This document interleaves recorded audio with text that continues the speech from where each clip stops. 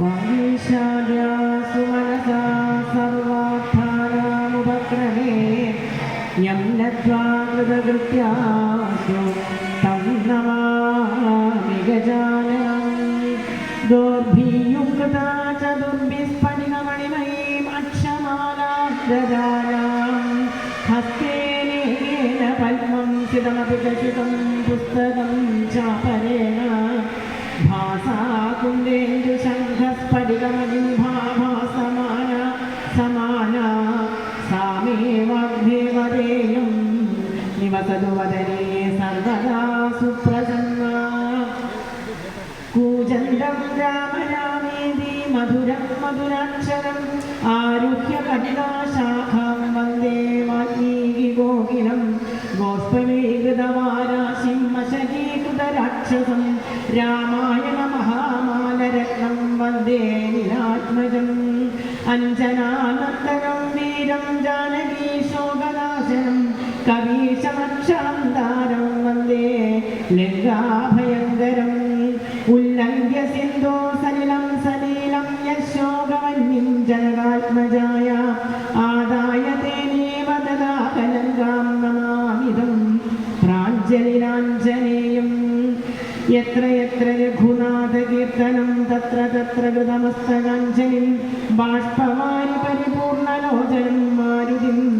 नमत राक्षसान्तकं त्यक्त्वा सुदुस्त्यजसुरेप्सितराज्यलक्ष्मीं धर्मिष्ठारवचसा यदगादरण्यं मायामृगं दयितयेप्सितमन्वधाः वन्दे महापुरुषते शरणारविन्दं वन्दे महापुरुषते शरणारविन्दं जानकी जीवनस्मरणं जय जय राम राम हरि ओम ശ്രീരാമസ്വാമിയുടെ കഥകൾ കേട്ടുകൊണ്ടിരിക്കുന്നതായ ഈ കർക്കിടക മാസത്തിൽ ദേവിയുടെ ജഗദംബികയായ ദേവിയുടെ മുന്നിലിരുന്ന് ശ്രീരാമസ്വാമിയുടെ കഥകൾ പറയാൻ തന്നെ അനുഗ്രഹം ദേവിയുടെ അനുഗ്രഹം കൊണ്ടാണ്. രാമായണം പറഞ്ഞ് അനുഗ്രഹം ഉണ്ടാവുക എന്നതിനുപരിയായിട്ട് ഈ തിരുസന്നിധിയിൽ പരമേശ്വരിയുടെ മുന്നിലിരുന്ന് ശ്രീരാമസ്വാമിയുടെ കഥകൾ പറയുന്നതാണ് അനുഗ്രഹം. നാരദ രാമായണത്തിന് കാരണം ബ്രഹ്മരാമായണമാണ്. നാരദന് ബ്രഹ്മാവിൽ നിന്ന് സന്ദേശം ഉൾക്കൊണ്ട് വാൽമീകി മഹർഷിക്ക് ഉപദേശിക്കുകയും വാൽമീകി മഹർഷി നാരദന്റെ സന്ദേശത്തെ ഉൾക്കൊണ്ടുകൊണ്ട് 32,000 ശ്ലോകങ്ങളിൽ കൂടെ യോഗവാസിഷ്ഠവും 24,000 ശ്ലോകങ്ങളും ചേർന്നുള്ളതായ ആ വാൽമീകി രാമായണം അതിബൃഹത്താണ് എന്നുള്ളതാണ്. ആ വാൽമീകി രാമായണത്തെ സംബന്ധിച്ച് ശിവപാർവതി സംവാദത്തിൽ ഒരു മൂലരാമായണം ഉണ്ടാവുകയും ആ മൂലരാമായണം അധ്യാത്മരാമായണം എന്ന പേരിൽ അറിയപ്പെടുകയും ചെയ്തു എന്നുള്ളതാണ്. ഈ അധ്യാത്മരാമായണത്തിൻ്റെ പ്രചാരമാണ് ഇന്ന് കൂടുതലായിട്ട് നമുക്ക് കാണാൻ സാധിക്കുന്നത്. അങ്ങനെ അധ്യാത്മരാമായണം മൂലത്തെ അവലംബിച്ച് ഭാരതത്തിൻ്റെ തെക്കും വടക്കുമുള്ളതായ എല്ലാ സ്ഥലങ്ങളിലും ഈ അധ്യാത്മരാമായണം പ്രചാരമുണ്ടാവുകയും അതിനെ സംബന്ധിച്ച് അല്ലെങ്കിൽ അതിനെ അവലംബിച്ച് ഒട്ടനേകം കാവ്യങ്ങൾ ഉടലെടുക്കുകയും ചെയ്തു എന്നുള്ളതാണ്. അങ്ങനെ ആ ഭാരതീയ ഭാഷകളിൽ ഈ കാവ്യങ്ങൾ ഉടലെടുത്തു എന്നുള്ളത് കൊണ്ട് തന്നെ അതിലെ ഏറ്റവും ഇന്ന് നമുക്ക് കേരളത്തിൽ പ്രചാരത്തിൽ കാണാൻ സാധിക്കുന്നത് ഭക്തിയുടെ ആന്തോളനത്തിൽപ്പെട്ട് തൻ്റെ മനസ്സിനെ പ്രകടിപ്പിച്ചു പഠിപ്പിച്ചുകൊണ്ട് എഴുത്തച്ഛൻ എഴുതിയതായ ഭാഷാ രാമായണമാണ് ഇന്ന് നമുക്ക് കൂടുതലായിട്ട് ഇവിടെ കാണാൻ സാധിക്കുന്നത്. വാൽമീകി മഹർഷി രാമായണം എഴുതി സമർപ്പിക്കുന്നതായ സമയത്ത് അവിടെ മറ്റൊരു രാമായണം കൂടി ആഞ്ജനേയ സ്വാമി സമർപ്പിച്ചു എന്നും, പക്ഷേ അത് ആഞ്ജനേയര് കടലിൽ നിമജ്ജനം ചെയ്തു എന്നുള്ളതുമാണ്. അങ്ങനെ ഒരു മുക്കുവിന് ആ രാമായണം ലഭിക്കുകയും മുക്കുവനത് വിക്രമാദിത്യ സദസ്സിൽ കൊണ്ടുപോയി സമർപ്പിക്കുകയും അവിടെ ഉണ്ടായിരുന്നതായ കാളിദാസനാണ് അത് ആഞ്ജനേയ രാമായണമാണ് എന്നും അത് ഒറ്റ ശ്ലോകത്തിലുള്ളതായ രാമായണമാണ് എന്നും പറയുന്നത്. അങ്ങനെയുള്ളതായ ആ രാമായണം നമുക്കറിയാം, അതിൽ ഏറ്റവും കൂടുതൽ അനേകം ഭാഷകളിലുണ്ട്. ഭക്തിക്കും സത്സംഗത്തിൻ്റെ മഹിമയ്ക്ക് മഹാത്മാക്കൾക്ക് പ്രാധാന്യം നൽകിക്കൊണ്ട് ഒരു രാമായണം സംസ്കൃത പണ്ഡിതനായിട്ടുള്ളതായ തുളസീദാസ് രചിക്കാൻ ഇടയുണ്ടാവുകയും, പക്ഷേ സംസ്കൃതത്തിൽ രചിച്ചതായ സമയത്ത് ഓരോ ദിവസം കഴിയുമ്പോഴും തലേ ദിവസം എഴുതി വെച്ചതായ ഓല അവിടെ നിന്ന് അപ്രത്യക്ഷമാവുകയും ചെയ്തു എന്നുള്ളതാണ്. വല്ലാത്ത ദുഃഖമായിത്രേ തുളസീദാസിന്. അങ്ങനെ വിഷമിച്ചിരിക്കുന്നതായ സമയത്ത് രാത്രിയിൽ കാശി വിശ്വനാഥൻ സ്വപ്ന ദർശനം നൽകുകയാണ്. ഒട്ടനേകം രാമായണങ്ങൾ സംസ്കൃതത്തിലുണ്ടല്ലോ, എന്തുകൊണ്ട് അങ്ങേക്ക് നാട്ടുഭാഷയിൽ ഒരു രാമായണം രചിച്ചുകൂടാ? അങ്ങനെയാണ് സാക്ഷാൽ കാശി വിശ്വനാഥന്റെ ഉപദേശപ്രകാരം തുളസീദാസ് രചിച്ചതായ രാമായണമാണ് രാമചരിതമാനസമായിട്ട് നമുക്ക് കാണാൻ സാധിക്കുന്നത്. അതിൽ ആദ്യം തന്നെ അവിടെ തുളസീദാസ് എങ്ങനെയാണ് ആഞ്ജനേയരുടെ ഭക്തിയെ അവിടെ പറയാം. സദാ രാമ രാമേതി നാമാമൃതം തേ സദാ രാമാനന്ദ വിശ്വന്തരന്തം പിബന്ധം നമന്തം സുദന്തം ഹസന്തം ഹനുമന്തമന്തം ഭജേദം നിതാന്തം. എങ്ങനെയാണ് രാമായണത്തെ കേൾക്കേണ്ടത്? പിബന്ധം കേൾക്കുമ്പോൾ കുടിച്ച് എന്നൊക്കെ പറഞ്ഞേ, പിബത ഭാഗവതം രസമാലയം, ചെവി കൊണ്ടല്ല കുടിച്ചുകൊണ്ട് കേൾക്കണം എന്നുള്ളതാണ്. ആ രാമായണം എഴുതുന്നതായ സമയത്ത് അദ്ദേഹം അവിടെ എങ്ങനെയാണ് വർണ്ണിക്കുന്നത് എന്നുണ്ടെങ്കിൽ സീതാരാമ ഗുണഗ്രാമ പുണ്യാരണ്യ വിഹാരിണോ വന്ദേ വിശുദ്ധ വിജ്ഞാനോ കവീശ്വര കവീശ്വരോ. കവീശ്വരൻ ആരാണ്? വാൽമീകി. പിന്നെ കവീശ്വരൻ ആഞ്ജനേയൻ. അവരെ രണ്ടാളെയും വന്ദിച്ചുകൊണ്ട് എവിടെയാണ് ഈ രണ്ടുപേരും വസിക്കുന്നത്? ഒരു കവി എവിടെയാണ് വസിക്കുക? വനത്തിലുള്ളതായ ഗുഹയിലാണ് കവി. ഇനി കവി അവരും എവിടെയാണ്? വനത്തിലാണ്. ഏതു വനമാണ്?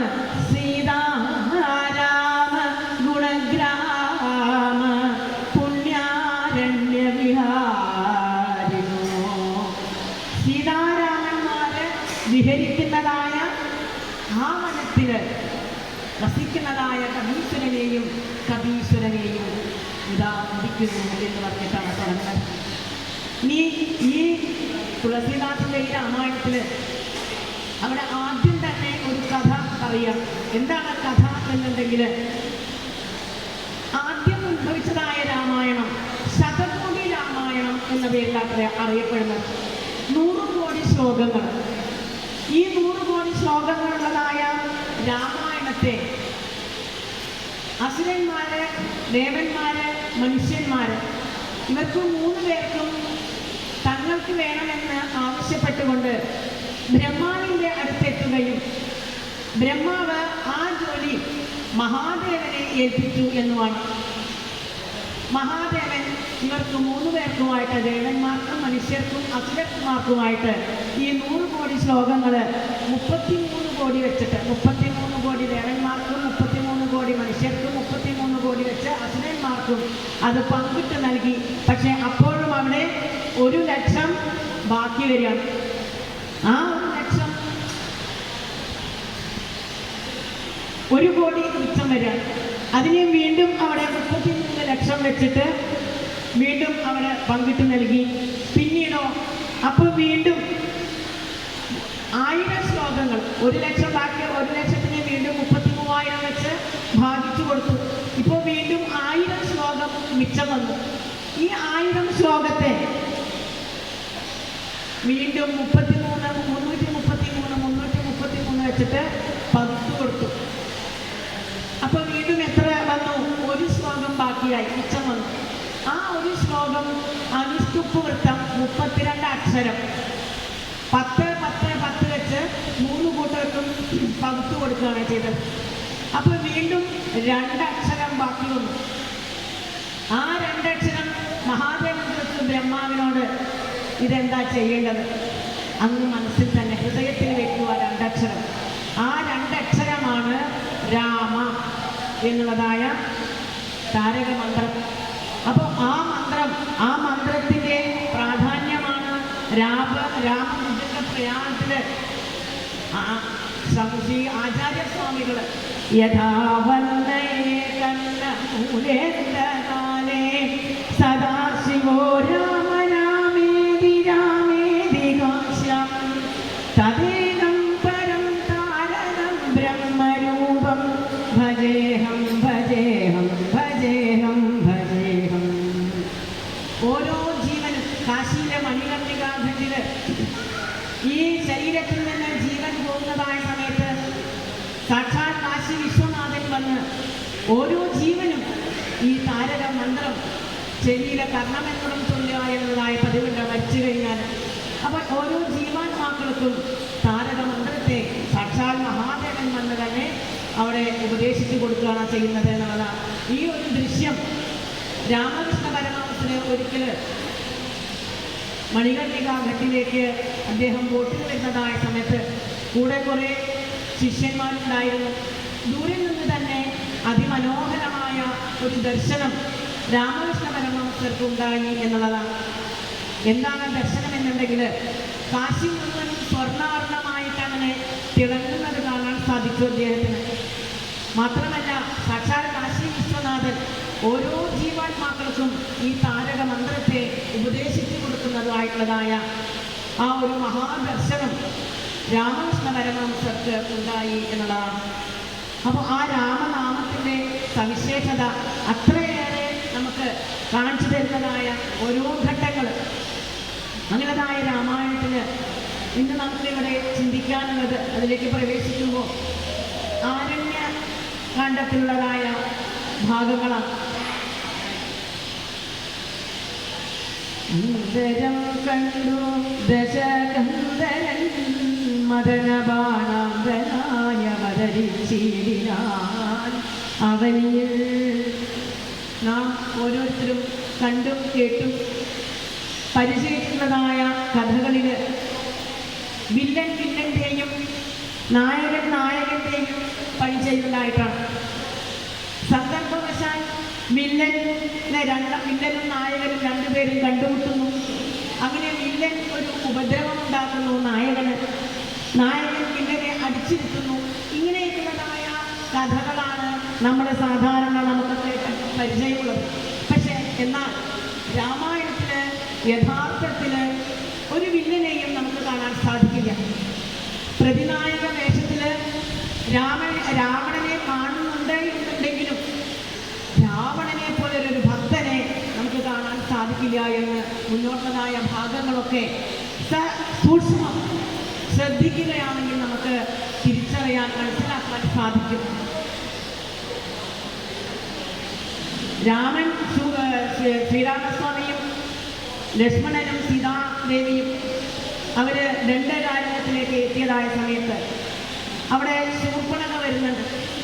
അങ്ങനെ ആ ശൂർപ്പണഖ തിരിച്ച് അവരുടേതായ ആഗ്രഹമൊന്നും സാധിക്കാത്തതായ സമയത്ത് തിരിച്ചു ചെല്ലാണ് രാവണന്റെ അടുത്തേക്ക്. അവിടെ ചെന്ന് പറയുന്നുണ്ട്, ഉണ്ടായതിൽ നിന്ന് കുറച്ച് കൂട്ടിയും പറഞ്ഞു കൊടുക്കുകയാണ് ശൂർപ്പണഖ. എങ്ങനെയാണ് പറഞ്ഞു കൊടുക്കുന്നതെന്നുണ്ടെങ്കിൽ, ദണ്ഡകാരണ്യത്തിൽ 3 പേര് വന്നിട്ടുണ്ട്, 2 പുരുഷനും 1 സ്ത്രീയും.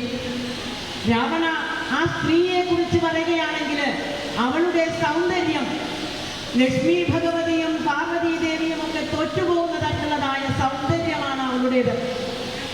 അത്രയേറെ സൗന്ദര്യമുള്ളതായ അവള് നിന്റെ ഒപ്പമല്ലേ വന്നിരിക്കേണ്ടത്. അതല്ല എന്നുണ്ടെങ്കിൽ നിന്നെ എന്തിനു കൊള്ളാം രാവണ. നമ്മൾ പറയില്ലേ, മൂപ്പിച്ചു കൊടുക്കുക. അങ്ങനെ ഒന്ന് മൂപ്പിച്ചു കൊടുക്കുകയാണ് ശൂർപ്പണഖ. രാവണനോട് ആ സ്ത്രീ സൗന്ദര്യത്തെയൊക്കെ അങ്ങനെ പറയുന്നതായ സമയത്ത് രാവണൻ പക്ഷേ ശ്രദ്ധിക്കുന്നത് ആ സ്ത്രീ സൗന്ദര്യത്തിലൊന്നും ആയിരുന്നില്ല. മറിച്ച് രാവണൻ ചോദിക്കുന്നു, കൂടെ വന്ന ആളുടെ പേരെന്താണ്? അതാണ് രാവണൻ അന്വേഷിക്കുന്നത്. പറഞ്ഞു ശൂർപ്പണഖ രാമൻ എന്നാണ്. രാവണൻ ഉറപ്പായി. രാമൻ എന്ന് കേട്ടതും ആ രാമന്റെ കൈകൊണ്ടാണ് തനിക്ക് മരണം ഉണ്ടാവേണ്ടത്. തനിക്ക് അതിനുള്ളതായ ഭാഗ്യം ഇതാ സമാഗതമായിരിക്കുന്നു. അതിനൊരു കാരണമായിട്ട് സീതയെ കൊണ്ടുപോരാ. വെറുതെ ഇവിടെ വന്ന് രാവണനെ രാമൻ വധിച്ചൊന്നുമില്ല. അതിന് തക്കതായിട്ടുള്ളതായ കാരണം ഉണ്ടാകണം. കാരണം രാമൻ ആരാണ്? രാമൻ ധർമ്മിഷ്ഠനാണ്. അത് നല്ലതുപോലെ അറിയാം രാവണന്.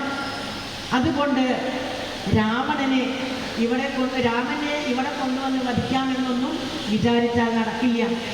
അതിനൊരു കാരണമുണ്ടാകണം. അപ്പൊ രാമാവതാരത്തില് രാവണ വധത്തിനുള്ളതായ കാരണം ഉണ്ടാക്കി കൊടുക്കുന്നത് ആരാണ്? രാവണൻ തന്നെയാണ്. രാവണൻ എത്തിയിട്ടുണ്ട് എന്ന് അറിഞ്ഞതായ ആ ദിവസം രാത്രി അധ്യാത്മരാമായണം മൂലം വായിച്ചിട്ടുള്ളവർക്കറിയാം. അവിടെ രാവണന്റെ മനോഗതത്തെ പറയുന്നതായ ഒരു ഭാഗമുണ്ട്.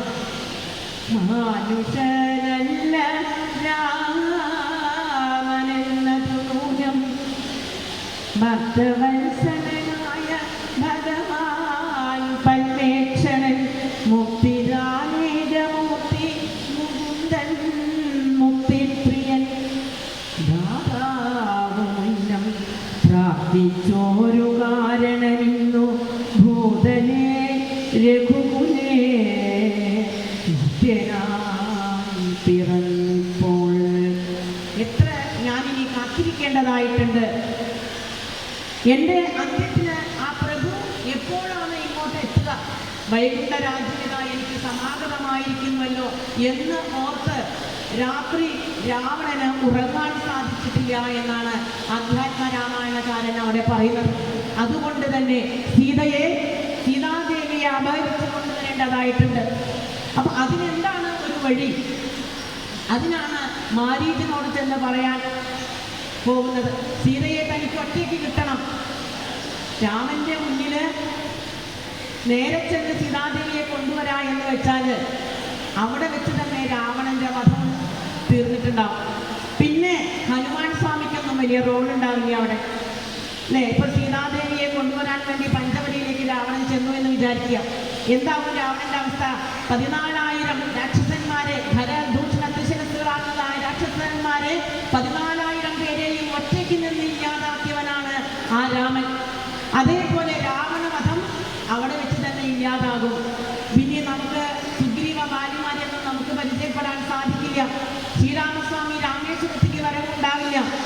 അയോധ്യ മുതൽ പഞ്ചവടി വരെ മാത്രമേ ഈ രാമന്റെ അയനം നമുക്ക് കാണാൻ സാധിക്കുള്ളൂ. അപ്പോൾ അതിനു വേണ്ടിക്കൊണ്ട് അതുപോലെ രാമനെ രാമേശ്വരത്തേക്ക് കൊണ്ടുവരണം. ഹനുമാൻ സ്വാമിയെ കൊണ്ട് ലങ്കാശിയെ ഇല്ലാതാക്കണം. ലങ്കയെ മതിച്ച് കുംഭകർണനെ ഇല്ലാതാക്കി വിഭീഷണനെ അനുഗ്രഹിക്കുക. അങ്ങനെ ഒട്ടേറെ കാര്യങ്ങൾ ഇനി ഭഗവാന്റെ അവതാര സമയത്ത് ചെയ്യാനായിക്കൊണ്ടുണ്ട്. അതുകൊണ്ട് രാമനെ മാറ്റി നിർത്തി സീതാദേവിയെ പറ്റിച്ചതുപോലെ രാമൻ കാണാതെ ഇങ്ങോട്ട് എടുത്തുകൊണ്ടുപോരേണ്ടതായിട്ടുണ്ട്. അതിന് തനിക്ക് ആ മാരീചന്റെ സഹായം അനിവാര്യമാണ്. രാവിലെ തന്നെ പുറപ്പെടുകയാണ് രാവണൻ മാരീചന്റെ ആശ്രമത്തിലേക്ക്. മാരീചനാകട്ടെ കുളിയും തേവാരുമെല്ലാം കഴിഞ്ഞ് രാമനെ തന്നെ രാമനാമം ജപിച്ചുകൊണ്ട് തൻ്റെ ഉള്ളതായ രാമനുള്ളതായ വിദ്വേഷമെല്ലാം കളഞ്ഞ് ആ രാമനെ തന്നെ സ്മരിച്ചുകൊണ്ടിരിക്കുന്നതായ സമയത്താണ് രാവണന്റെ ആഗമനം.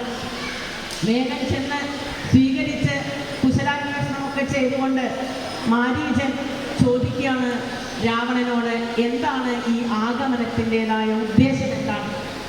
എന്തെങ്കിലും തക്കതായ ഒരു ഉദ്ദേശമില്ല എന്നുണ്ടെങ്കിൽ അങ്ങ് ഇവിടേക്ക് വരില്ല. എന്താണ് ഉദ്ദേശം? രാവണൻ പറഞ്ഞു, രാമ ലക്ഷ്മണ സീത ഇവർ 3 പേരും ദണ്ഡകാരണ്യത്തിൽ എത്തിയിട്ടുണ്ട്.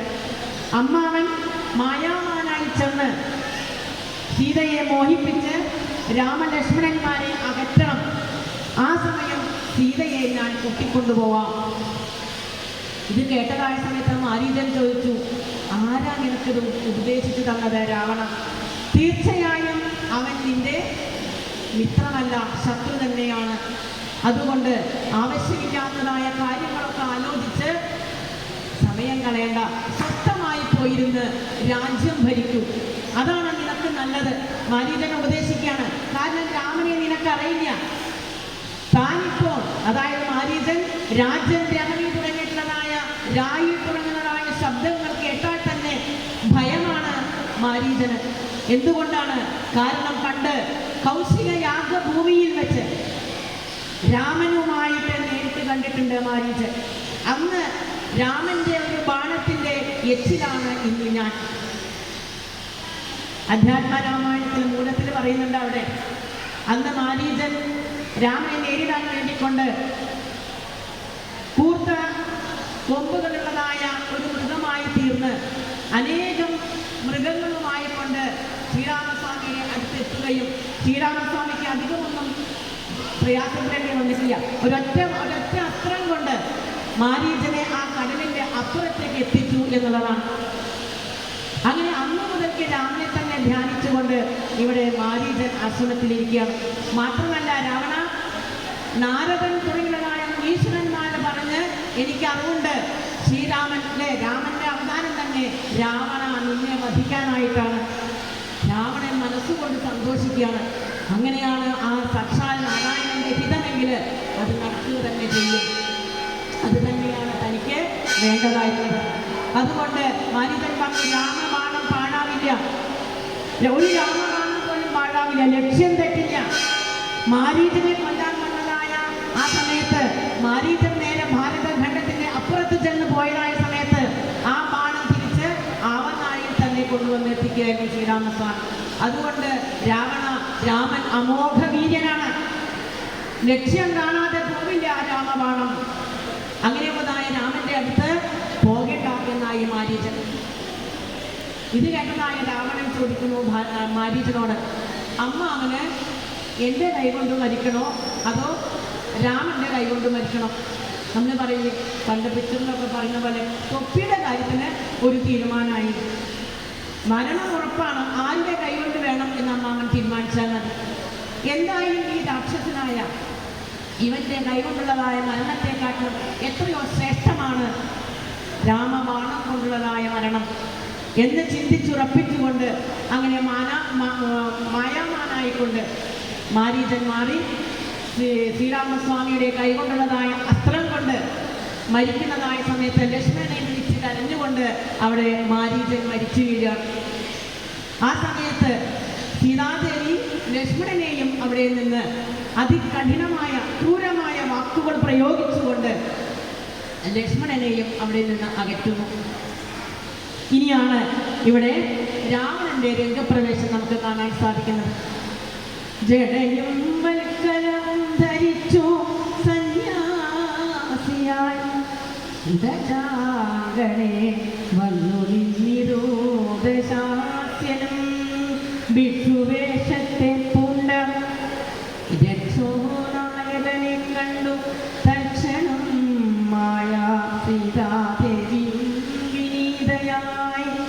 ഇവിടെ മായാ സീതാദേവി എന്ന് പറഞ്ഞിരിക്കുന്നു. മായ എന്ന് പറയുമ്പോൾ മായയ്ക്ക് 2 ഭാവങ്ങളുണ്ട്. ഒന്ന് വിദ്യ എന്നും മറ്റൊന്ന് അവിദ്യ എന്നുള്ളത് മായയുടെ 2 ഭാവങ്ങളാണ്. ഈ കാണുന്നത് മുഴുവനും ഈശ്വരനാണ് എന്ന് വേദം പറയുന്നുണ്ട്. മാത്രമല്ല ഭാഗവതങ്ങളിലായ പുരാണങ്ങളിലൊക്കെ നമുക്ക് കാണാം. എന്താണ്? സർവം ഖലിതം ബ്രഹ്മ. ഇവിടെയുള്ളത് മുഴുവനും ഈശ്വരൻ്റെ രൂപങ്ങളും ഭാവങ്ങളും മാത്രമേ നമുക്ക് ഇവിടെ കാണാൻ സാധിക്കുള്ളൂ. ഈശാവാസ്യനിതം സർവം. അല്ലേ? ആ ഈശാവാസ്യ ഉപനിഷത്തിലെ ആദ്യത്തെ ശ്ലോകമാണ്. 108 ഉപനിഷത്തുകളുണ്ടെങ്കിലും 10 പ്രധാനമാണ്. അതിലെ ഈ ഒരു ശ്ലോകമെങ്കിലും പഠിക്കണം എന്നുള്ളതാണ്. എന്താണ്? ഈശാവാസ്യനിതം സർവം. പക്ഷെ ഇവിടെ മുഴുവനും ഈശ്വരൻ്റെ രൂപങ്ങളാണ്, ഭാവങ്ങളാണ്. നമുക്കത് തോന്നുന്നുണ്ടോ? ഇവിടെ അകത്തേക്ക് പോകുമ്പോൾ വിഗ്രഹം കാണുന്നുണ്ട്, സർവേശ്വരിയെ പരമേശ്വരിയെ നമുക്ക് കാണാൻ സാധിക്കുന്നുണ്ട്. അവിടെ അലങ്കരിച്ച് ദേവിയെ നന്നായിട്ട് അലങ്കരിക്കുന്നുണ്ട്. പട്ട് വളകളായിട്ടോ ആഭരണങ്ങളായിട്ടോ ഒക്കെ അണിയിച്ചിട്ടുണ്ട്. പക്ഷേ വിഗ്രഹം കാണുന്നുണ്ട്, പ്രാർത്ഥിക്കുന്നുണ്ട്. പക്ഷേ ഈശ്വരിയാണ് എന്ന് തോന്നണ്ടേ? വിളക്കൊക്കെ കത്തിച്ച് വെക്കുന്നുണ്ട്, ധൂപദീപങ്ങൾ കാണുന്നുണ്ട്. പക്ഷേ ഈശ്വരിയെ കാണാൻ സാധിക്കുന്നില്ല. എന്താണ് അതിൻ്റെ കാരണം? തമിഴ്നാട്ടില് ഒരു ഗുരുവും കുറെ ശിഷ്യന്മാരും കൂടി പോകുന്നതായ സമയത്ത് നമുക്കറിയാം, തമിഴ്നാട്ടിൽ ഒരുപാട് ശില്പഭംഗികൾ കാണാൻ സാധിക്കുമാണ്. അവിടെ കല്ലിൽ കൊത്തിവെക്കുന്നതായ ഒരു ആനയെ കണ്ടപ്പോൾ ഗുരു നോക്കി നിന്നു കുറച്ചു നേരം. കൂടെയുള്ളതായ ശിഷ്യന്മാർ ചോദിച്ചു, അങ്ങ് എന്താണ് നോക്കുന്നത്?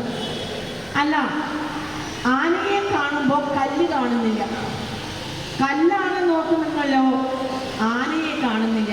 ഇതാണ് നമ്മുടെ അവസ്ഥ. ഇവിടെ എല്ലാം കാണുന്നത് ഈശ്വരനാണ്. പക്ഷെ ഈശ്വരനാണ് എന്ന് തോന്നണ്ടേ? മുഴുവൻ പ്രകൃതിയായിട്ട് എല്ലാം ദ്വൈതമായിട്ടാണ് നമുക്ക് തോന്നുന്നത്, ഈശ്വരനായിട്ട് തോന്നുന്നില്ല. ഈ പ്രപഞ്ചം മുഴുവനും ഈശ്വരൻ നിറഞ്ഞു നിൽക്കുന്ന, ഈശ്വരൻ അല്ലാതെ വേറെ ഒന്നുമില്ല എന്ന് വേദവും പറയുന്നു. പിന്നെ എന്തുകൊണ്ട് അത് തോന്നുന്നില്ല? ഈശ്വരനാണ് എന്ന് തോന്നുന്നില്ല. ആ ഈശ്വരനല്ല എന്ന് തോന്നിപ്പിക്കുന്നതായ, അതിനെ ആവരണം ചെയ്തിരിക്കുന്നതായ ആ ശക്തിയെയാണ് ഇവിടെ നമ്മൾ അവിദ്യ എന്ന് പറയുന്നത്. മറിച്ച് എല്ലാം കാണുമ്പോഴും, നമ്മുടെ വീടാവുമ്പോഴും, നമ്മുടെ ബന്ധുക്കളെ, ഭാര്യ, ഭർത്താക്കന്മാരൊക്കെ, ഭർത്താവായിക്കോട്ടെ, അമ്മ, അച്ഛൻ, എല്ലാവരും ഈശ്വരനാണ് ഈശ്വരനാണ് എന്ന് നമുക്കിങ്ങനെ തോന്നാൻ തുടങ്ങുന്നു എന്ന് വിചാരിക്കാം. അവിടെ എന്താണ്? ഈ ആവരണം അങ്ങോട്ട് മാറി നമുക്ക് അവിടെ വിദ്യ പ്രകാശിക്കാൻ തുടങ്ങാണ്. ഈശ്വരൻ തന്നെ ആയിട്ടുള്ളതായ വസ്തുവിനെ മറ്റൊന്നായിട്ട് തോന്നാൻ കാരണം അവിദ്യയാണ്.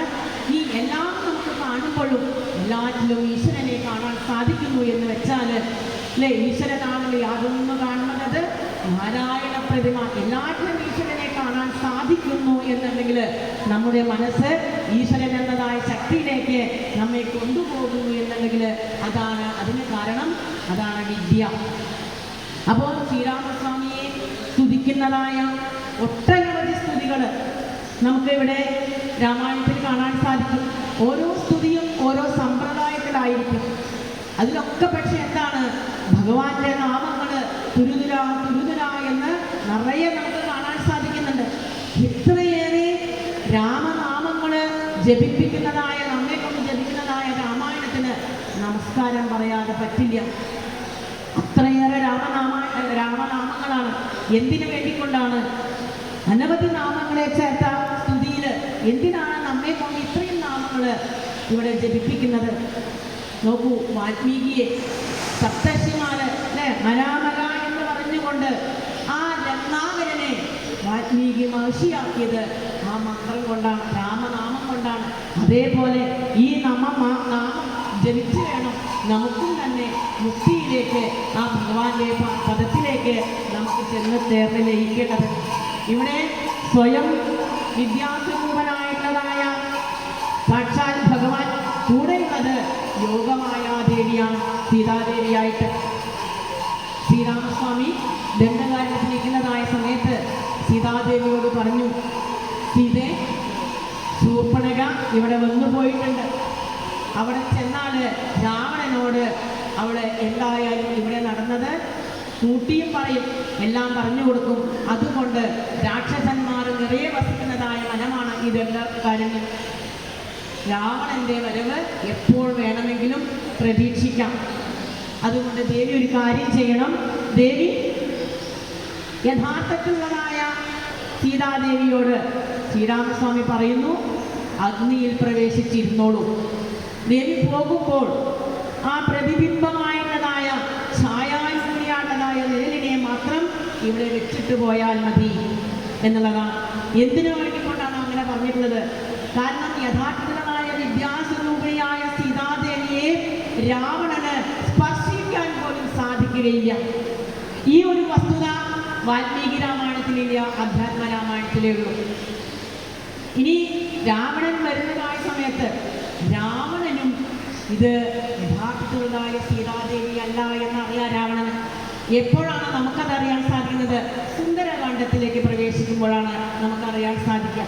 രാവണന്റെ ആ ഭക്തി, രാവണൻ ആരാണ് രാമൻ എന്ന് പറഞ്ഞു കൊടുക്കുന്നതായ ഭാഗമുണ്ട് സുന്ദരകാണ്ഡത്തില്. നിത്യൻ നിർമ്മമൻ നിരഹങ്കാരൻ നിഷ്കിഞ്ചനപ്രിയൻ പരബ്രഹ്മ പരായണൻ ഭേദഹീനാത്മകൻ. ശ്രീരാമസ്വാമിയെ കുറിച്ച് ആരാ പറയുന്നത്? രാവണൻ പറഞ്ഞു കൊടുക്കുകയാണ്. ഇനി അത് മാത്രമല്ല,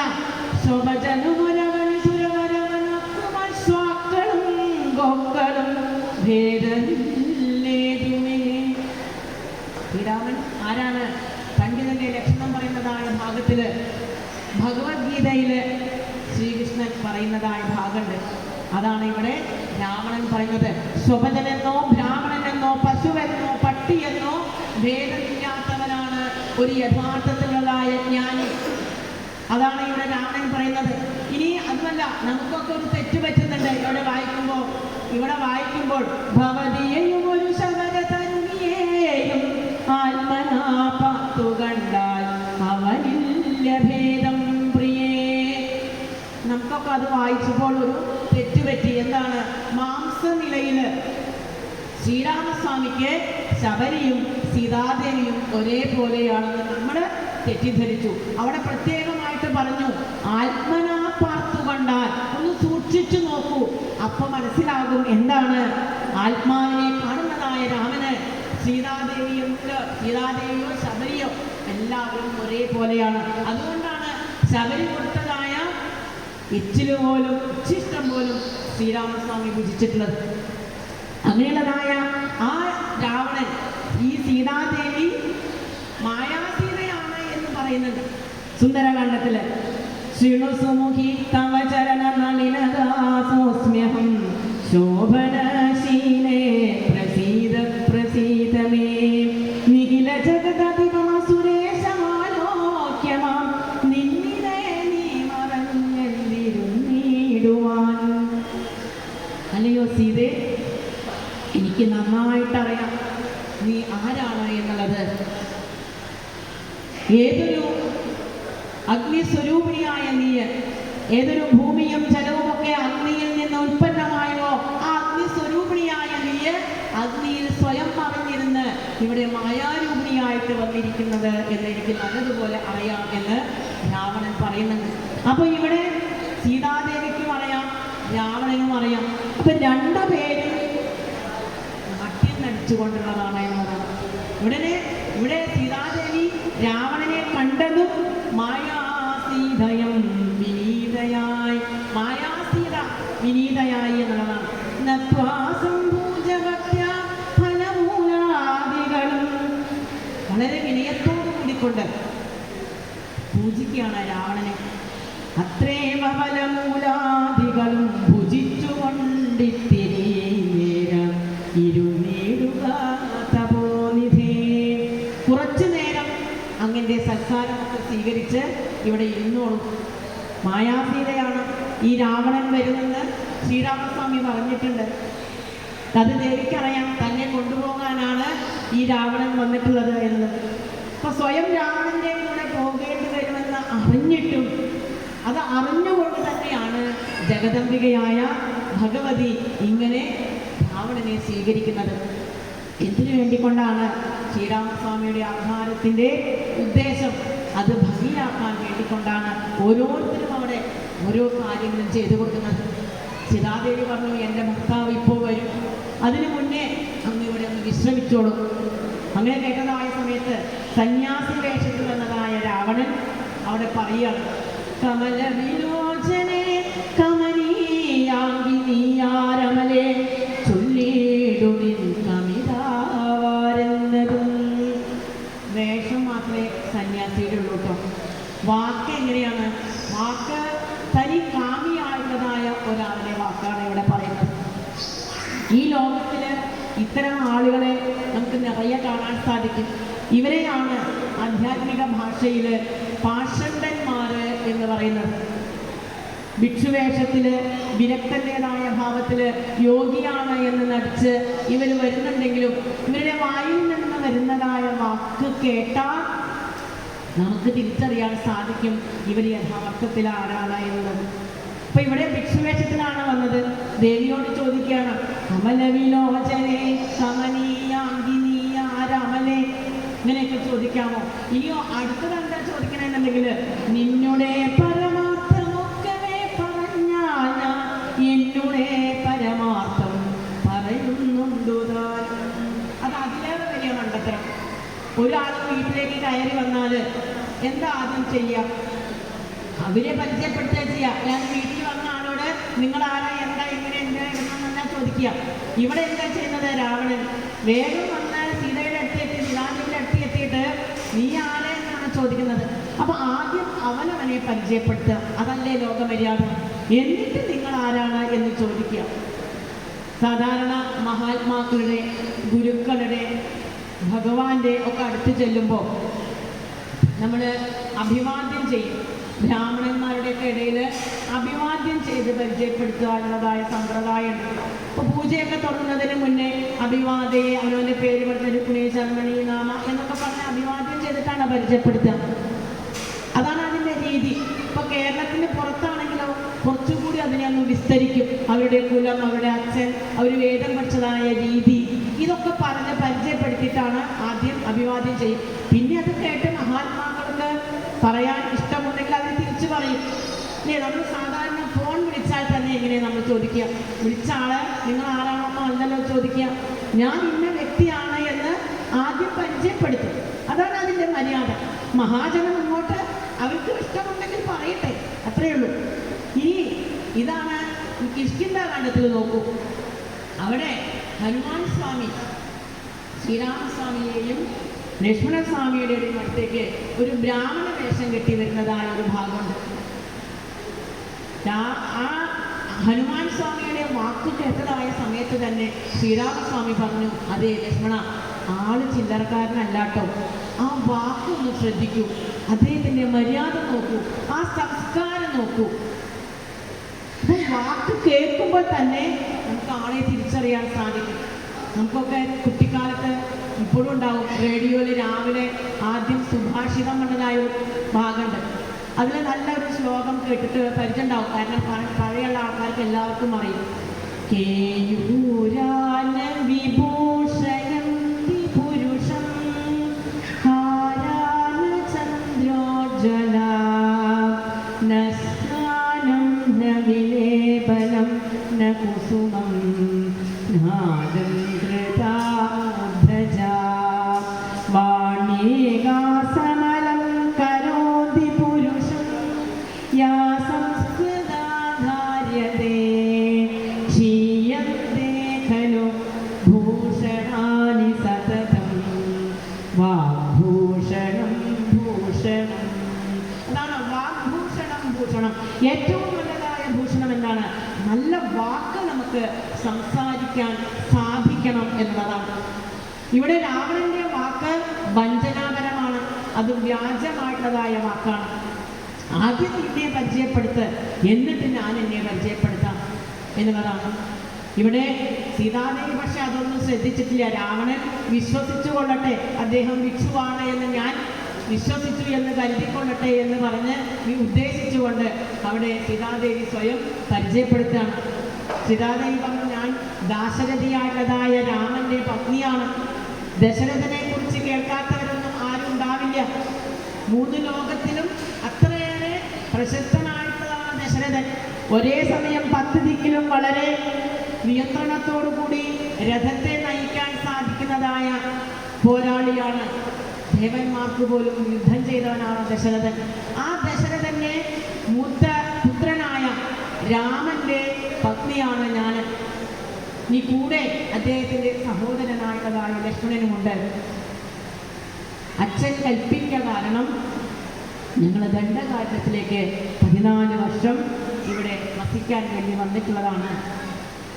അയോധ്യാധിപതി ശ്രീമാൻ രാജാ ദശരഥാൻ തസ്യ ജ്യേഷ്ഠ സുതോ രാമ സർവലക്ഷണലക്ഷയ തസ്യാഹം ധർമ്മദ പത്നി സീതാ ജനഗണത്തിനി തസ്യ ഭ്രാത കനിയാംശ ലക്ഷ്മണോ ഭ്രാതൃവത്സല. ആരാണ് എന്ന് വെളിപ്പെടുത്തിയിട്ട് പോലും ആ രാവണൻ വീണ്ടും തൻ്റെ ആ പ്രലോഭിപ്പിക്കുന്നതായ തരത്തിലുള്ളതായ വാക്കുകൾ വീണ്ടും അവിടെ സംസാരിച്ചു കൊണ്ടിരിക്കുകയാണ്. എന്നിട്ട് ദശരഥനെ കുറിച്ചിട്ടൊക്കെ അങ്ങനെ പറഞ്ഞതായ സമയത്ത് രാവണൻ അവിടെ പറയുകയാണ്, അതെ ഞാനും അത്ര നിസ്സാരക്കാരനൊന്നുമല്ല, 3 ലോകത്തിലും എന്നെ കുറിച്ചൊന്ന് അന്വേഷിച്ചാൽ മനസ്സിലാക്കാൻ സാധിക്കും, അത്ര വലിയ കേമനാണ്. പൗലസ്ത്യതനയനാം രാക്ഷസരാജാവു ഞാൻ, ത്രൈലോക്യത്തിങ്കലെന്നെ ആരറിയാതെയുള്ളൂ. എന്നെ അറിയാത്തതായിട്ട് ആരും ഇവിടെ ഇല്ല. സീതാദേവി ഇത് കേട്ടപ്പോൾ ചെറുപ്പിലെ ഉള്ളുകൊണ്ട് ചിരിച്ചു കാണും. കാരണം എന്താ? രാവണൻ, ഞാൻ രാവണനാണ്, കേമനാണ്, എന്നെ ജയിക്കാൻ ആർക്കും തന്നെ സാധിക്കില്ല എന്നൊക്കെ പറയുന്നതായ സമയത്ത് ഈ ശ്രീരാമസ്വാമി ഇവർ 3 പേരും കൂടി ദണ്ഡകാരണ്യത്തിലേക്ക് പ്രവേശിക്കുന്നതായ സമയത്ത് അവിടെ രാവണന്റെ അച്ഛനായിട്ടുള്ളതായ വിശ്രവസിനെ കണ്ടിട്ടാണ് വരുന്നത്. വിശ്രവസിന്റെ അടുത്ത് നിന്ന് അനുഗ്രഹമൊക്കെ വാങ്ങിയിട്ട് വരുന്നതായ വഴിയാണ്. അതാണ് അഗസ്ത്യാനുജനെ കണ്ടു എന്നുള്ളതായ ഭാഗമൊക്കെ ഉണ്ട് അവിടെ. അഗസ്ത്യാനുജൻ വിശ്രവസാണ്, രാവണന്റെ അച്ഛനാണ്. ആ വിശ്രവസിന്റെ അനുഗ്രഹമുണ്ട്, അഗസ്ത്യരുടെ അനുഗ്രഹമുണ്ട്. അവർ 2 പേരും പറഞ്ഞിട്ടില്ല. എന്താണ്? വിശ്രവസ് പറഞ്ഞിട്ടില്ല എൻ്റെ പുത്രന്മാരാണ് കുംഭകർണനും രാവണനും, അവരെ വധിക്കരുത് എന്നല്ല പറഞ്ഞത്. മറിച്ച് എന്താണ് പറഞ്ഞത്? ഈ ലോകത്തിന് മുഴുവൻ ഉപദ്രവം ചെയ്യുന്നതായ ഈ രാവണനെയും കുംഭകർണനെയും വധിച്ച് ലോകത്തെ രക്ഷിക്കാനാണ് വിശ്രവസ് പറഞ്ഞിട്ടുള്ളത്. ഇനി ബ്രഹ്മാവിൽ നിന്ന് വരം വാങ്ങിയിട്ടുണ്ട് ആര്? രാവണൻ. ആ ബ്രഹ്മാവ് പോലും പ്രാർത്ഥിച്ചിട്ടാണ് ശ്രീരാമസ്വാമി ഇവിടെ അവതരിച്ചിട്ടുള്ളത്. അങ്ങനെ വിശ്രവസിൻ്റെയും അഗസ്ത്യൻ്റെയും ഒക്കെ അനുഗ്രഹം കൊണ്ടാണ് ഇവിടെ എത്തിയിട്ടുള്ളത്. അത് അറിഞ്ഞുകൊണ്ട് സീതാദേവി ഇതൊക്കെ അറിഞ്ഞ് ചിരിച്ചുകൊണ്ട് ഉള്ളിൽ പറയുകയാണ്, നീ ഒന്നുമല്ല ശ്രീരാമസ്വാമിയുടെ മുന്നിലുള്ളത്. രാവണൻ പറയുന്നുണ്ട്, എൻ്റെ കൂടെ വാ, നിനക്ക് ഞാൻ ലങ്കയിൽ എല്ലാ തരത്തിലുള്ളതായ സൗഭാഗ്യങ്ങളും ഞാൻ നിനക്ക് നൽകാം. നീ ഇവിടെ ഒറ്റയ്ക്കല്ലേ വസിക്കുന്നത്, ഹേ അരുണാദേവി എന്നൊക്കെയാണ് രാവണൻ വിളിക്കുന്നത്. ഇത് കേട്ടതായ സമയത്ത് സീതാദേവി പറഞ്ഞു, ദേ ഇങ്ങനെയുള്ളതായ സംസാരം നിന്റെ നിർത്തിക്കോ. കാരണം ഒരു സിംഹത്തിന്റെ ഭക്തിയെ മുന്നിൽ തൊടാൻ സാധിക്കുമോ? രാവണ, നീ ഒന്നുമല്ല, നീ വെറും സാധുവാണ്. നീ ഇനി ഇങ്ങനെയുള്ളതായ സംസാരം ഉണ്ടാവുകയാണെങ്കിൽ ഇപ്പോൾ തന്നെ അനുജനെയും കൂട്ടി ശ്രീരാമസ്വാമി ഇവിടെ എത്തും. നിന്റെ മാറിടം പിളർന്ന് ഒരൊറ്റ ബാണം മതി, ഒരൊറ്റ ബാണം കൊണ്ട് നിന്റെ മാറിടം പിളർന്ന് നീ ചത്തുപോകും രാവണ എന്ന് സീതാദേവി പറയുന്നുണ്ട്. രാവണൻ വിചാരിച്ചിട്ടുണ്ടാവും, അത് തന്നെയാണ് എനിക്ക് വേണ്ടത്, ഉള്ളുകൊണ്ട് സന്തോഷിച്ചിട്ടുണ്ടാവും. രാവണൻ വന്നത് തന്നെ സീതാദേവിയെ കൊണ്ടുപോകാനാണ്. ശ്രീരാമസ്വാമി അവതരിച്ചതോ ഈ രാവണനെ വധിക്കാനുമാണ്. അപ്പൊ 2 പേരും അവരവരുടേതായ ഉള്ളിലെ സത്യത്തെ മറച്ചു വെച്ചുകൊണ്ടാണ് ഇവിടെ ഒന്നും അറിയാത്തതുപോലെ പറയുന്നത് എന്ന് മാത്രം. അല്ലാതെ രാവണന് സീതാദേവിയെ ഭോഗിക്കണമെന്നൊന്നും ആഗ്രഹമില്ല. രാമനെ ദേഷ്യം പിടിപ്പിക്കണം, എന്നിട്ട് എങ്ങനെയെങ്കിലും ഇവിടെ വന്ന് ആ രാമന്റെ കൈകൊണ്ട് തനിക്ക് മരിക്കണം. ഇതാണ് രാവണന്റെ ഉള്ളിലെ ചിന്ത.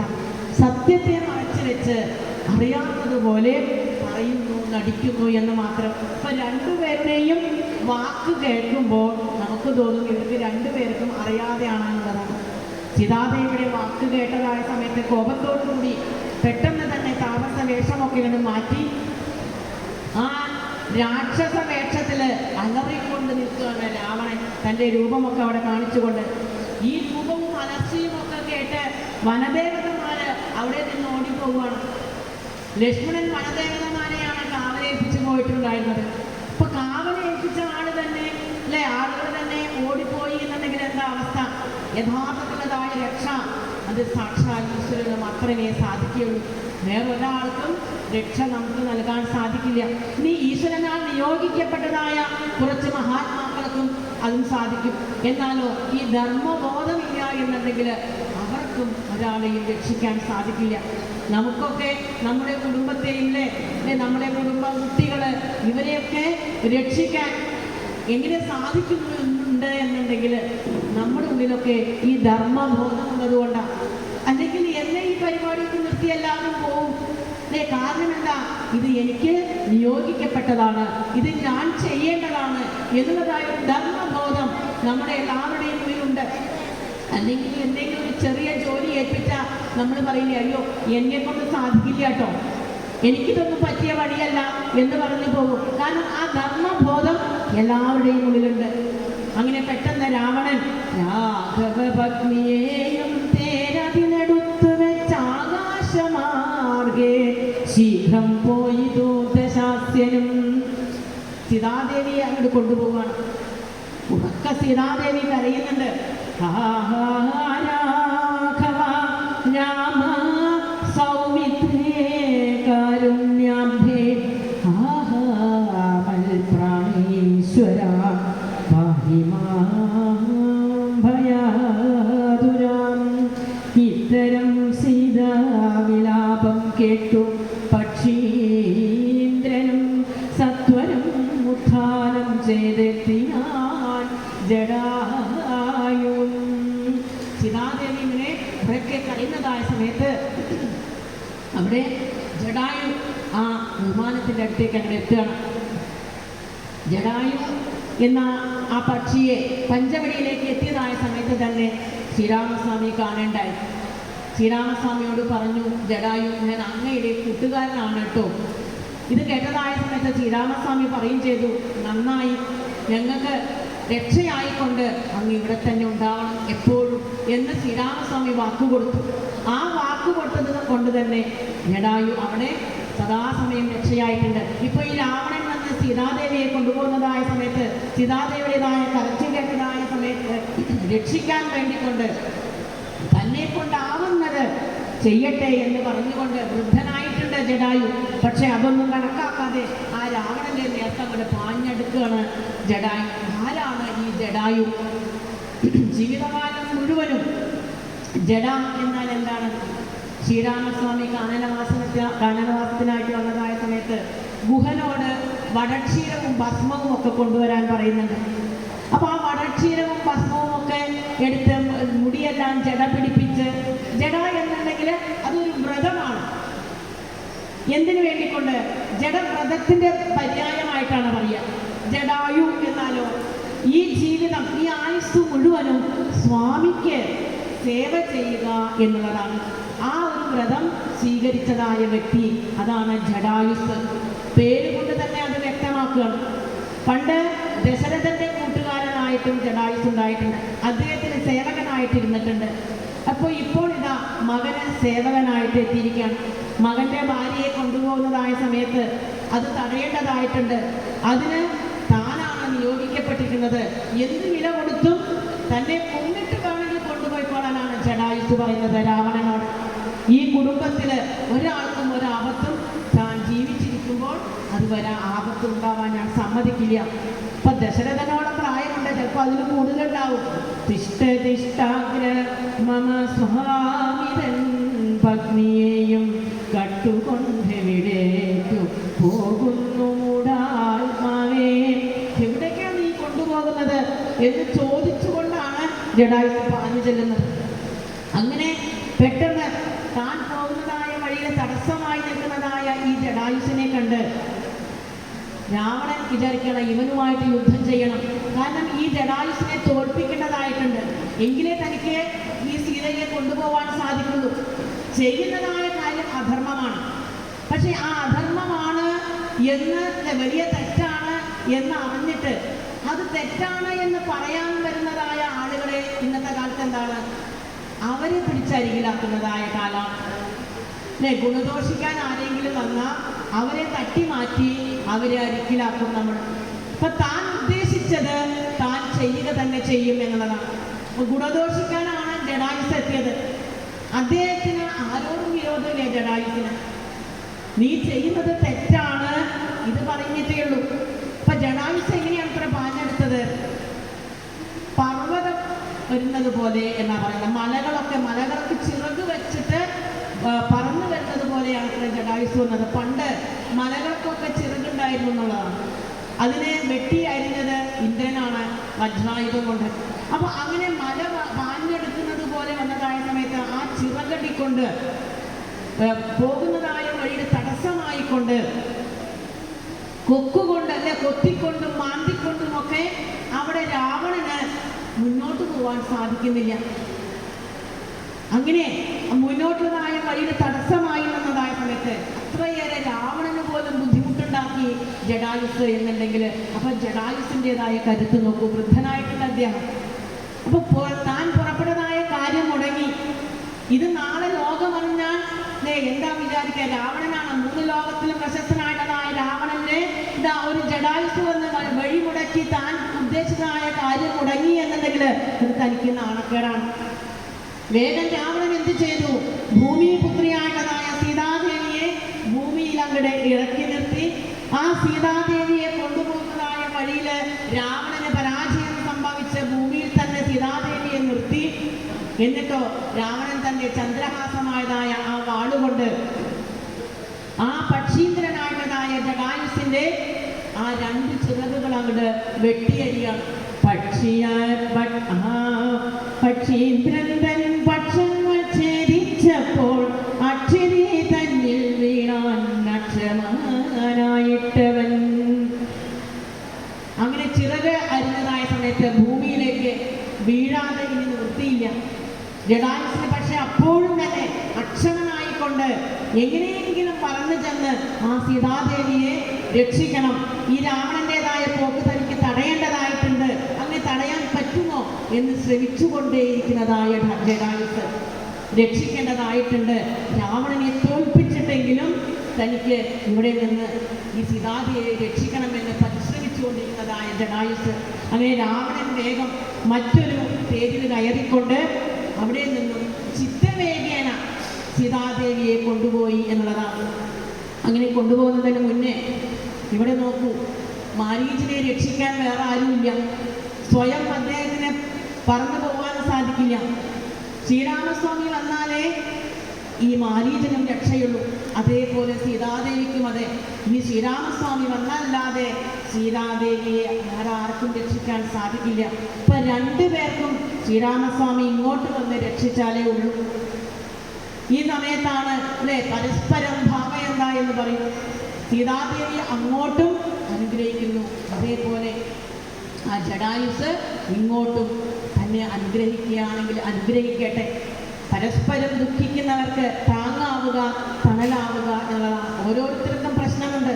ഒരാൾ മറ്റൊരാൾക്ക് താങ്ങാവുക എന്നുള്ളതാണ്. സീതാദേവി പറയുന്നു ജടായുസിനോട്, ഭർത്താവ് തന്നെ കണ്ടു വൃത്താന്തം പറഞ്ഞൊഴിഞ്ഞുത്തമനായ നിന്റെ ജീവൻ പോകായെന്നു പൃഥ്വിപുത്രിയും വരം പത്രിരാജനു നൽകി പൃഥ്വി മണ്ഡലമകന്നാശു മേൽപോട്ടുപോയാൾ. ഭർത്താവായിട്ടുള്ളതായ ശ്രീരാമസ്വാമിയെ കണ്ടല്ലാതെ നിന്റെ ജീവൻ പോവാതിരിക്കട്ടെ എന്നുള്ളതായ വരം അവിടെ ജടായുസിന് നൽകുകയാണ്. തിരിച്ച് ജടായു അപ്പം എന്താവും പറഞ്ഞിട്ടുണ്ടാവുക?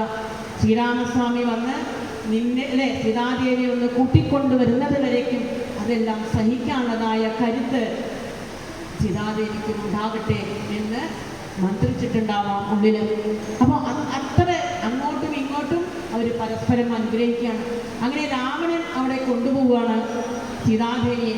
പോകുന്നതായ സമയത്ത് സീതാദേവി താഴെ കുറച്ച് വനരന്മാരെ കാണുകയും തൻ്റെ ചേലയിൽ കുറച്ച് ആഭരണങ്ങളെല്ലാം പൊതിഞ്ഞ് താഴെ ഇട്ടുകൊടുക്കുക. ഇത് കണ്ടിട്ട് നാളെ ഇവര് പറഞ്ഞു കൊടുത്തതനുസരിച്ചിട്ട് ശ്രീരാമസ്വാമി തൻ്റെ അടുത്തേക്ക് എത്തിച്ചേരട്ടെ എന്നുള്ളതായ ആ ഒരു ഉദ്ദേശത്തോടു കൂടി അത് ഇട്ടുകൊടുക്കുക. ഇനിയാണ് നമുക്കിവിടെ മുഖ്യമായിട്ടുള്ളതായ ഒരു വിഷയമുള്ളത്. എന്താണ് എന്നുണ്ടെങ്കിൽ നമുക്കറിയാം സീതാദേവിയെ രാവണൻ കൊണ്ടുപോയി ഏത് പ്രകാരത്തിലാണ് അവിടെ ചൈത്രപ്രാ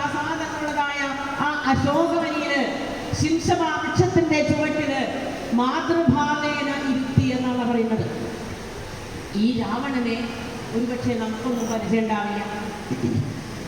നമുക്കൊക്കെ നാടകങ്ങളിലെയും നോവലുകളിലൊക്കെ വില്ല പരിവേഷങ്ങളെ അല്ലേ അത് മാത്രം അറിയുന്നതായ നമുക്ക് ഈ രാവണനെ പരിചയമുണ്ടാവില്ല. നമുക്ക് പരിചയമുള്ളതായ രാവണൻ ആരാ? നമ്മുടെ ഉള്ളിലുള്ളതായ രാവണന്മാരെയാണ്. അപ്പൊ ഇവിടെ മാതൃരൂപേണയാണ് രാവണൻ സീതാദേവിയെ അവിടെ കൊണ്ടുപോയി ഇരുത്തിയത്.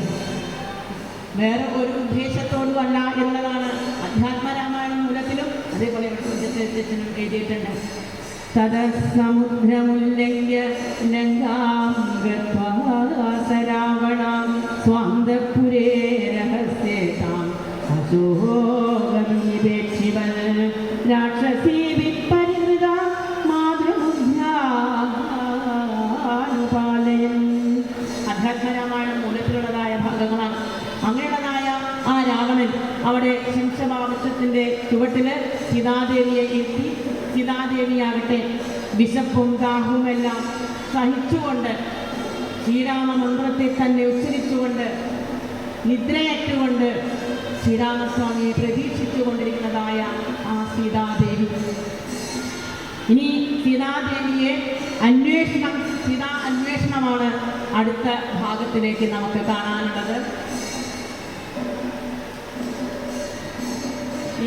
ഇവിടെ പൂജ തുടങ്ങി. അത് കാരണം ബാക്കി ഭാഗങ്ങൾ സീതാന്വേഷണം അതേപോലെ ജടായുസ്തുതി ഏറ്റവും നല്ല ഭാഗങ്ങളായിട്ടുള്ളതായ ഈ രണ്ട് ഭാഗങ്ങൾ. ജടായുവിൻ്റെതായ സ്തുതി രാമായണത്തിൽ നമുക്ക് അറിഞ്ഞിരിക്കുന്നതായ ഒരു സ്തുതിയാണ്. അത്യധികം അത്ഭുതകരമായിട്ടുള്ളതായ ഭഗവാനെ സ്തുതിച്ചുകൊണ്ട് വളരെയേറെ സവിശേഷതകളുള്ളതായ ഒരു സ്തുതി കൂടിയാണ് ജടായുസ്തുതി. അതേ നാളെ നമുക്ക് സീതാന്വേഷണം ജടായുസ്തുതി തുടങ്ങിയതായ ഭാഗങ്ങൾ നമുക്ക് നാളെ കേൾക്കാം. ഇന്നത്തെ ഈ ഭാഗങ്ങൾ സാക്ഷാൽ ജഗദംബികയുടെ പാദങ്ങളിൽ സമർപ്പിച്ചുകൊണ്ട് ഇങ്ങനെയൊരു പുണ്യദിനത്തിന് ഇത്രയും ആളുകളുടെ മുന്നിൽ വെച്ച് ഇത് പറയാൻ സാധിക്കുക ശ്രീരാമസ്വാമിയുടേതായ കഥകൾ. കാരണം ആരാണ് ശ്രീരാമസ്വാമി എന്നതായ ഒരു രഹസ്യം അത് നമുക്ക് നാളെ വെളിപ്പെടുത്താം. കാരണം ഈ ശ്രീരാമസ്വാമിയുടെ കഥകൾ പറയാൻ പറ്റുന്നതായ തിരുസന്നിധി ജഗദംബികയുടെ മുന്നിൽ മാത്രമാണ്. ആ ഒരു കാര്യം രഹസ്യം നമുക്ക് നാളെ വെളിപ്പെടുത്താം. എന്താണ് അത് ആ രഹസ്യം എന്നുള്ളത് ബാക്കി ഭാഗങ്ങൾ നമുക്ക് നാളെ കാണാം.